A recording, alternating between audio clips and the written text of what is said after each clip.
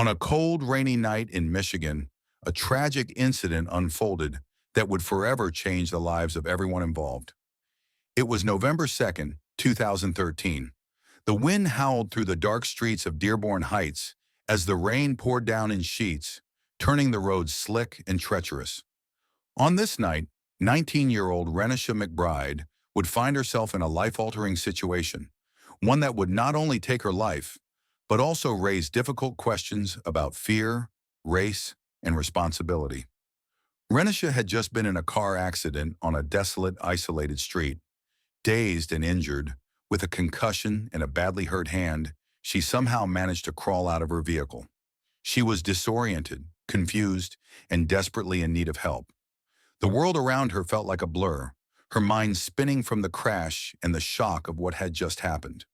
The street was dark, and the air was thick with rain.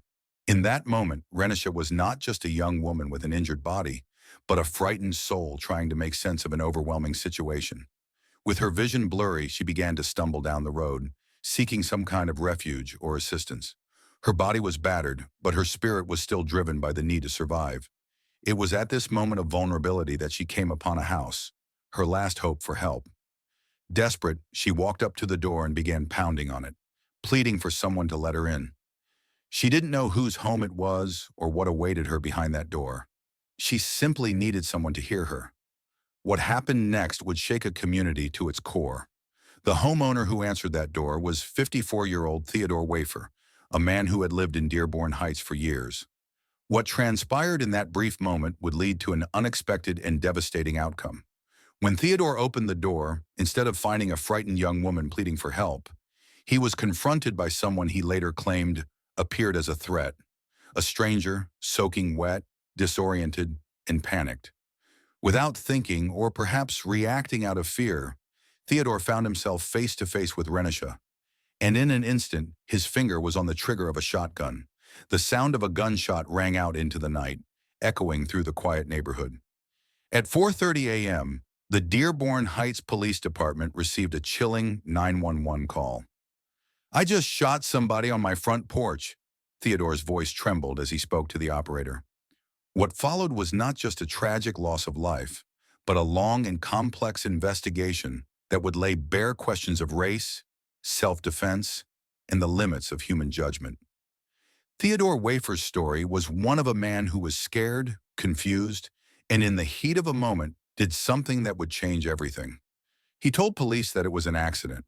He said that he heard banging on his door in the dead of night, and when he opened it, the shotgun, still loaded, fired accidentally. "I didn't even know there was a round in it," he said, but detectives instinctively sensed something was wrong. How could a shotgun simply discharge on its own? Was it possible for a man to accidentally shoot someone in the head at point-blank range? Or was there more to the story? And if it was an accident, why was Renisha shot in the face? A fatal wound. The investigation began to reveal cracks in Theodore's version of events. Renisha had been so badly hurt, her body battered and bruised, that it was clear she wasn't looking to harm anyone. She was simply seeking help. But for Theodore, the fear he felt that night was real. Dearborn Heights was a community where crime was a frequent concern, and it was the middle of the night. The adrenaline rush of fight or flight kicked in as his mind processed what he perceived to be a dangerous situation. A stranger at his door, soaked and pounding at it violently, likely triggered his survival instincts. However, as police pieced together the timeline, they began to realize that Renisha wasn't some mysterious figure. She had crashed her car just hours before and had been wandering the streets in a state of confusion, likely looking for assistance. Had someone taken the time to stop and help her, had anyone simply offered assistance, perhaps this entire tragedy could have been avoided. The police dug deeper into the physical evidence. The shotgun was found on Theodore's porch, and there was no indication that it had fired accidentally, as he claimed. It was clear the gun had been aimed and fired deliberately. This was not a case of a weapon going off on its own.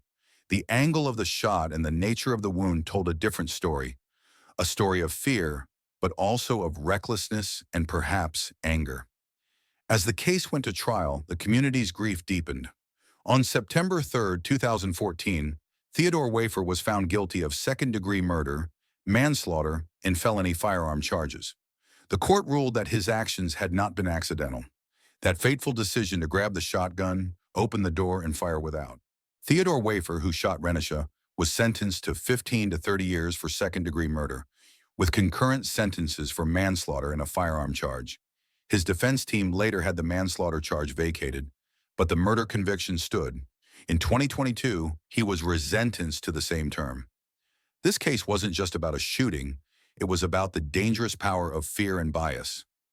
Renisha, looking for help in her final moments, was met with violence instead of compassion.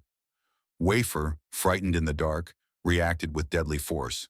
Was her death a tragic accident, or was it something deeper? Could Wafer have acted differently? The questions still echo today as we reflect on fear, perception, and human life in a world quick to judge and act. Let me know your thoughts in the comments. And if you want more stories that challenge our views, like, subscribe, and hit the bell icon.